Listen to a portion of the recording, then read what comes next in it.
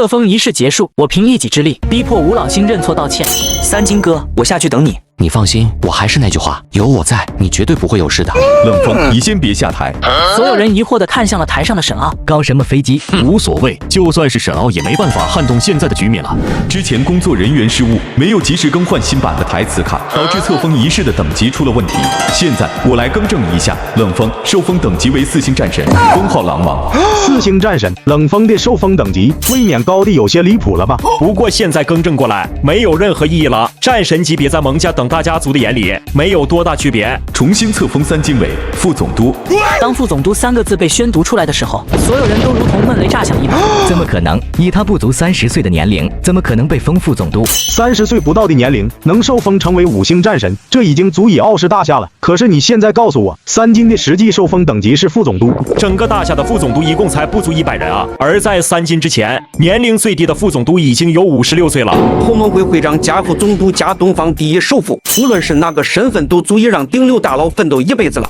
可恶！副总督啊，今天这顿打难道要白挨了吗？爸，3金被封副总督了，是不是能把冷风的命给保住了？现在最大的问题就是冷风的4星战神之职能否保住？无所谓了，命能保住就行了，我不在乎他有没有职级。此时蒙恬带边等人交换了下眼神。恭喜金副总督，不过即便是副总督，您的保镖打了人，总得付出代价吧？他打断了我儿子的胳膊，可是众目睽睽，证人都在的。蒙恬仿佛要做和事佬一般。金副总督，今天是您的大喜之日，我们这些人也不想太难为您。这样吧，冷风的职级取消，再向刚刚被他打的小辈们赔礼道歉，这件事我们就既往不咎了。当所有人都认为这件事会以这种方式收场的时候，3金却微微一笑。冷风没错，他们该打。太过分了，蒙家都已经让步了，3金居然还要得寸进尺。当了副总督就以为能随便跟我们叫板了，太天真了。刚受封就拿鸡毛当令箭，当真觉得我们都是软柿子吗？3金还是年轻啊，不懂得收放有度这个道理。如果真要是闹大到了地主呢，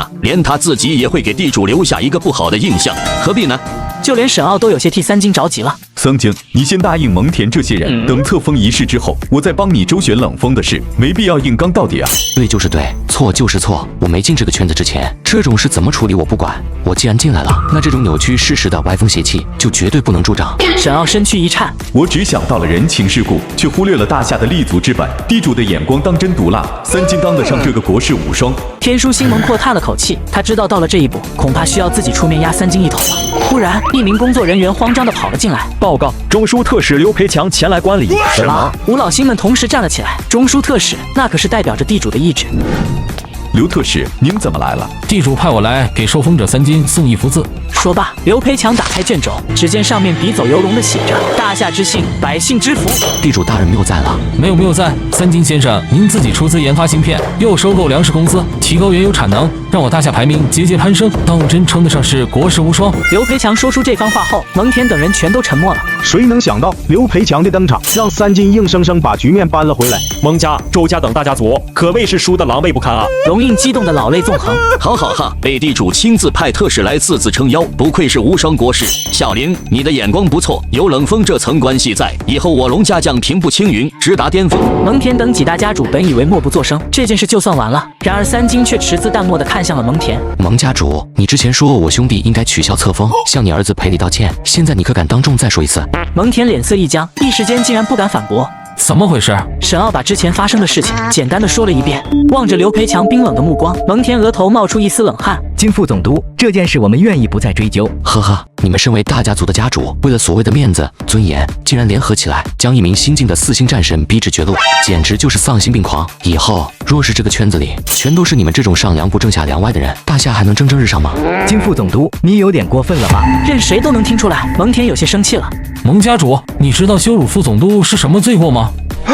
金副总督，是我儿子有眼无珠。蒙毅，给老子站起来，马上向金副总督道歉。黛西，还不快给金副总督和冷战神道歉！周鹏，瞎了你的眼，起来道歉！金副总督、冷战神，我们错了。这些大夏年轻一辈的扛鼎人物，竟然被逼得给一个保镖鞠躬道歉。你们的小辈被我兄弟打断胳膊，让他们好好反省，你们服吗？我等心服口服。好，蒙毅待续，没你们的事了，你们坐下吧。当所有人都认为这场风波过去的时候，3金又开口了。至于你蒙恬，带边还有周云伟。难不成3金还要继续问责吗？3金，难不成小辈们犯错，我们也要道歉不成？子不教，父之过。你儿子冒犯了我，你身为父亲，难道不应该向我道歉吗？就在这时，一道苍老的咳嗽声响了起来，所有人忍不住吞了口水。